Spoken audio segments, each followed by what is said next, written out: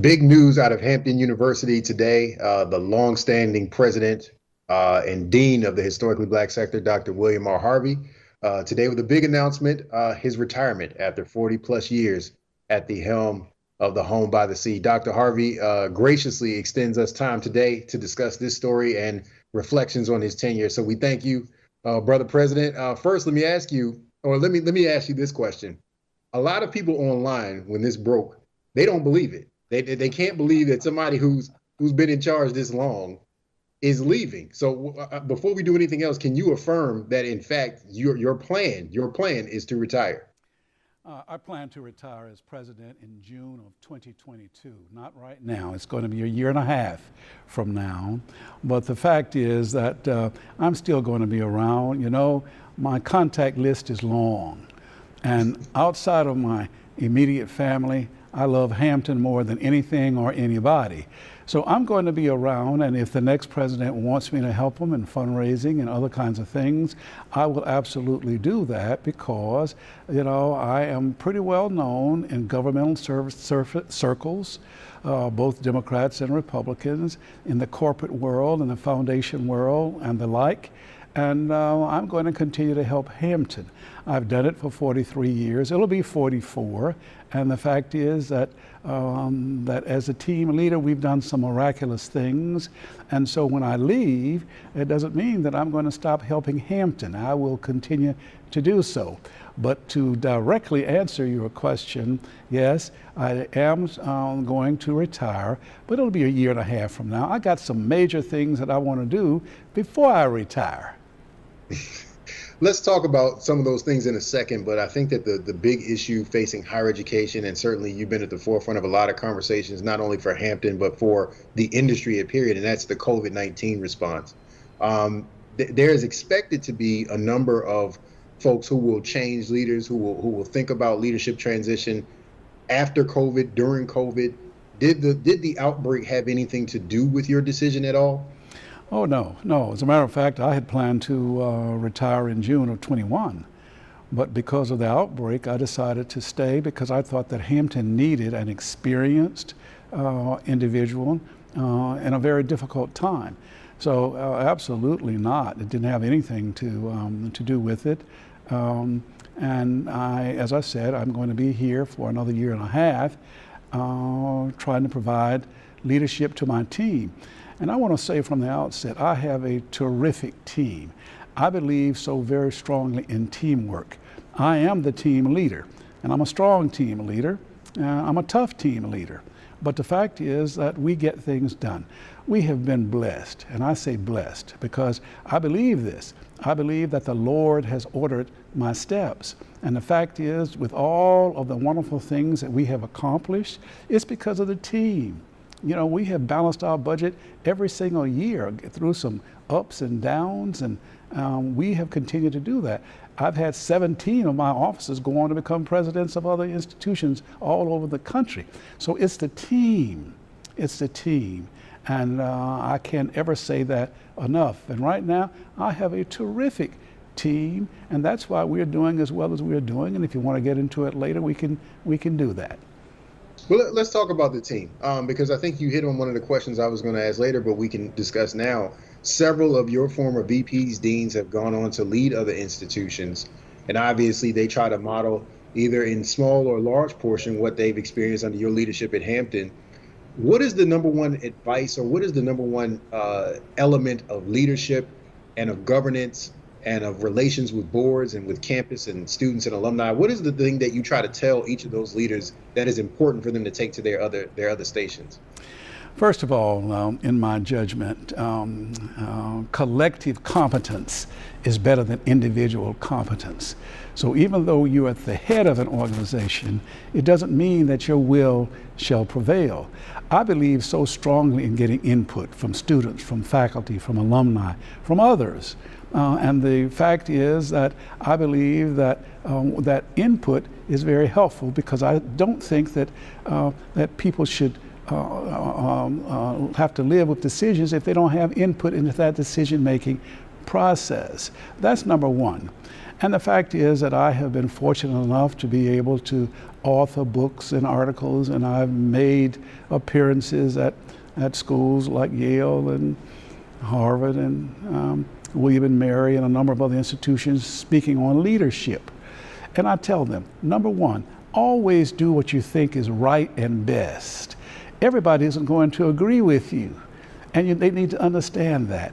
And I'll tell you what I say. This is a long-held belief. The fact is that some of the decisions we've made over these 43, 44 years, there are some people that didn't like it. So I got criticized, I got applauded, but I treat those two imposters just the same. And I do what I think is right and best, and that's what I suggest that they do. I think there are two parts of your legacy at Hampton and in the sector that kind of go unreported, but I think they're major in a lot of ways. The first is you have been a major donor to Hampton and to HBCUs. You've given more than $8.6 million of your own personal wealth to the institution. You've been a record-breaking donor at your alma mater, Talladega College. What has been at the center of your philanthropic view or mission, not only towards Hampton, but towards HBCUs at large, particularly as a president and as a leader? Well, I said a moment ago that I've been blessed, and I have been. And I do things long term. This is my 43rd year as president of Hampton. I've been married for 53 years, and I've been 100% owner of a Pepsi-Cola plant for 39 years. And my mother and father taught my sister Ann and me that if you can help somebody, that's one of the best things that you can do. And it's been underreported because I don't dwell on that. And you're right, it's been that kind of money. We've given $8.6 million to Hampton. But I don't dwell on that. That's not why I am here. I had the money, I was able to do it. I gave money to my alma mater, Talladega, and I believe so strongly in the tenets that I was taught at Talladega, and they named the new African American Art Museum in my honor, and so I'm blessed and thankful. The board agreed to put a statue in our Legacy Park, and on that statue, one of the quotes that I have is that gratitude is a virtue. There are a lot of people that think that, they get things because of entitlement. They don't. I was taught, and one of the things that I say to people all the time, you got to work hard for it. Nobody's going to give you anything. And the fact is that one ought to be grateful for little things, for big things. So those are some of the kinds of things that I try to teach every day. I am an old school teacher. I taught high school, junior high school, and I've taught in college.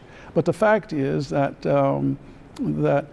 what I'm telling you now means so very much. The team is a dream.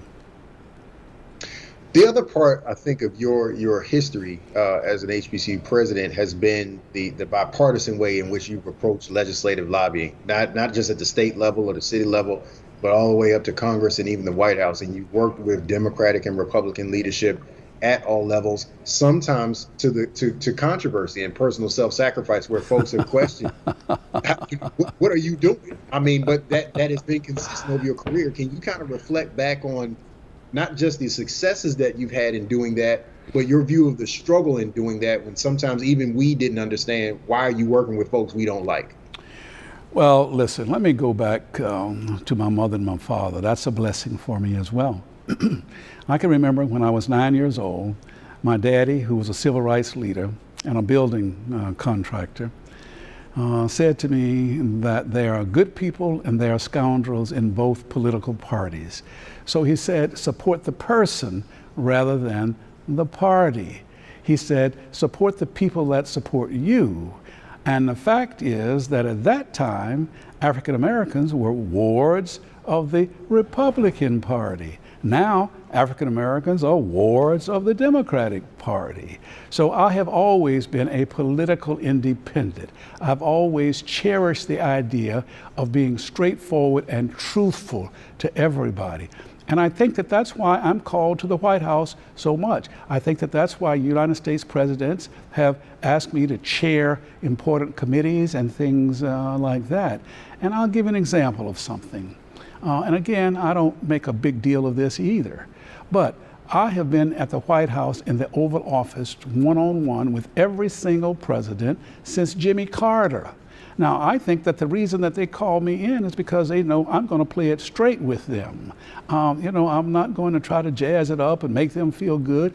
If they ask me a question, they may not like the answer, but I'm always be respectful to them, to students, to everybody else. And I think that that's one of the reasons why there have been so many people who continue to seek my counsel. I've also had major parties, and I'm not going to get into the details, try to get me to run for political office. And I don't want to do that. I don't want to do that, but I always want to be able to tell it straight to everybody. And if you can't stand to hear it straight, then go to somebody else. Don't come to me. 10 years ago, we talked in one of my first pieces for the Huffington Post, and you talked about standards at Hampton. And over the years, those are things that the alumni have really embraced, students and alumni, that the Hampton standard of excellence. That's the motto of the institution. But then it's also brought its certain level of discussion among stakeholders outside, particularly folks that don't go to Hampton. How have you kind of navigated the growth of the institution and your view of standards and your view of excellence with changing attitudes among young people, particularly in the era of social media, particularly in the era of self-expression? How have you kept Hampton steady even in the face of changing attitudes and perceptions?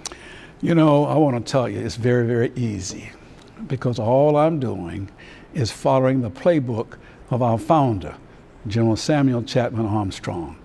In a speech in August of 1868 to the students, he said that there are two things he wanted to prioritize at his institution, as he said. One was top flight academics. Today, that would be called workforce development. And he said the development of character. He further said that of the two, the development of character was more important. Now, and he looked upon character the way I do. The character traits of honesty, integrity, respect, trust, good personal behavior. That's what he said, and that's what I do. And the fact is that, I've had people who have criticized me, and when I lecture, I talk about the fact that leaders are going to be criticized. People are going to lie on you, they're going to rumor, they're going to gossip on you. But if you adhere to those character traits, it won't get anywhere. And the thing that I say is that many of my critics are nothing but just like snakes, little slimy people that kind of skulk around in the weeds, but they don't like heights. So we just keep on climbing, and look where we have come. Let's talk about that. So the academic and the community outreach enterprise. So this is unparalleled in our HBCU sector. Over your tenure, you developed more than 90 new academic programs at the undergraduate and graduate level. There's a cancer treatment and research facility on the campus. Nowhere else can you find that in the HBCU sector. You've always said that Hampton is a business with educational objectives. How have you shaped the academic enterprise around that philosophy? Well, first of all, I go back to the team, and I'm including faculty members as well. And what I've said to them time and time and time again, and I am in every faculty meeting in that I am the chairman of our faculty. That came from our bylaws from the very beginning. And again, I talk about the wisdom of General Armstrong. And I say to them, you have the same degrees, the same doctoral degrees, masters and PhDs from the same institutions, these institutions that are much larger than us. So therefore, dream no small dreams. Go after the big money. You can do it, and we have done it. With the 4 satellites that we've got flying, the faculty members there. The first one was a $140 million grant from NASA. No HBCU has ever gotten that kind of money in a grant. And then the others were 101, 93, 91. We just got one from the Department of Education, $17.7 million. That was led by Dr. Crawford from psychology and Dr. Evans from business. And as far as I know, it's the first time that an HBCU has had the responsibility to do some things for an entire state. And this was on workforce development and entrepreneurship, again, for the entire state, not just for Hampton, not just for Hampton Roads, but the entire state. So I said earlier, you know, I'm a tough boss, I'm a pusher, and I acknowledge that and don't regret it. And the fact is, my faculty, I'll put up against anybody. And the kinds of support that they're getting shows that. You know, let me say this. And again, it's the total faculty and staff. This year, 2020, has been a tough one for the world. COVID-19 has really done a job on us. But during this time, I have encouraged, pushed, cajoled the faculty not to sit back and say, woe is me. Let's go after some things. And let me tell you what we've been able to do. And this is mostly them, not me. The fact is that we've gotten about $45 million in private money. Now, the biggest amount came from Ms. Mackenzie Scott. We got $30 million from her. But we got other kinds of money totaling about 45 in private money. We got $49 million from the federal government. So we've gotten almost $100 million during a time when some people were having very difficult issues. Well, look, that's not me. That's members of my team. That's faculty members. That's administrators. That's staff. And that's where that comes from. And that's why we continue to do so well, because we've got such great people here with me. And I cannot say it enough. It's the team, you know, and people give me credit. And the fact is, give me credit for only being the team leader. Credit the team, an extraordinary team of people that could go anywhere, not just me. And I could. You know, I was a very minor official at Harvard being promoted, and I said I wanted to come back south. I'm originally from Alabama. I wanted to come back south and work at a predominantly black school. All of my mentors at Harvard said I shouldn't do that. But listen, I got to follow my North Star. And what I wanted to do was to come back south and work at a black school. And that's what we've done.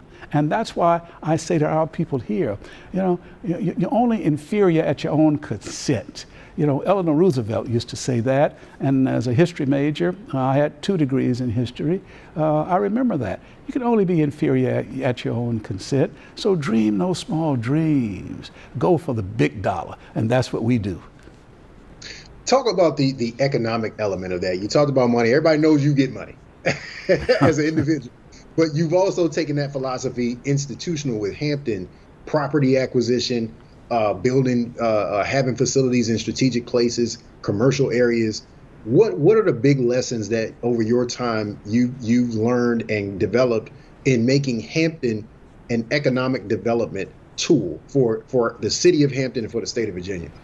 Well, first of all, if you're working at any institution, but certainly at an HBCU, don't be pigeonholed.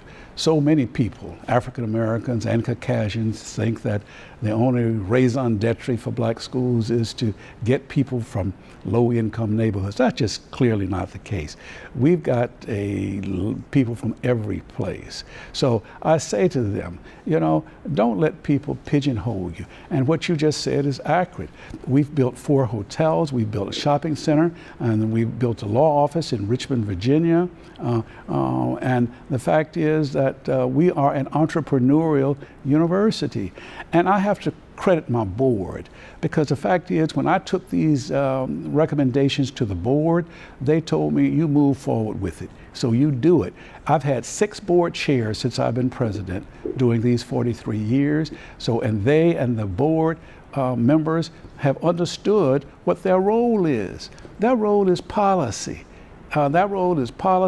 Overseeing the finances and hiring and firing the president. They're not to get involved in the implementation of policy. They leave that to me and my colleagues, and that's in Hampton's bylaws. So I think that that's the reason that we have been successful, because we operate outside of the box.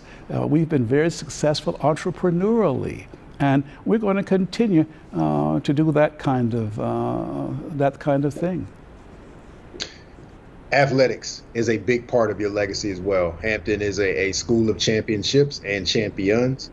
What has been your vision for using sports as a marketing tool for the school, as a development arm for student athletes going to degrees and careers? How have you been able to bridge those concepts with the fact that you want to win and win regularly? Well, let me start with the fact that I don't believe in this business about just participating. You know, there are a lot of people who want to give everybody a trophy. That's not my view. I think that only the people who excel should get trophies, you know. And so as a former athlete, and I played football, basketball, baseball, played tennis up until my knees and hips kind of gave out on me, and I was very competitive. But again, I can't take credit for that either. You know, I've been able to bring in some athletics directors that have done just extraordinarily well because, first of all, they were good people. They had good experience, and they listened. I don't want to be an also-ran. If I'm going to do it, I got to be number one, or I got to be knocking on the door for number one. And I'm not so fallacious as to think that I can win every time, but I want to be there every time. And that's what I say. And so my athletics directors, you know, the one now is Gene Marshall, terrific guy. The one before that was the current commissioner of the MEAC, and I recommended him for that, which is another thing. I don't hold people back. I just think that people need to let their lives shine. And Dennis Thomas was my longtime athletics director, and now he's a commissioner of the MEAC. So again, I can't take credit for what they do. I can talk to them, and they listen. And then the final question, big brother, you say that you're still going to be around and your network will still be available to the incoming president before you get on that big boat that's behind your house.